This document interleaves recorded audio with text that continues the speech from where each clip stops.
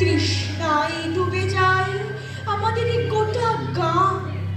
কুকুর আর মানুষের জীব ঝুলে পড়ে, আর বাবুদের দ্বারায় বাবুদের ছেলেদের স্নান।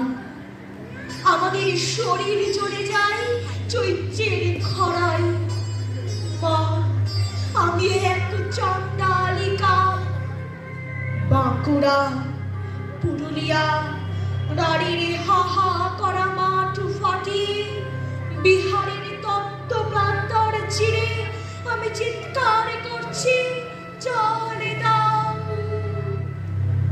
আর আমার সারা শরীরের রক্ত উঠিয়ে আসছে মাথায়।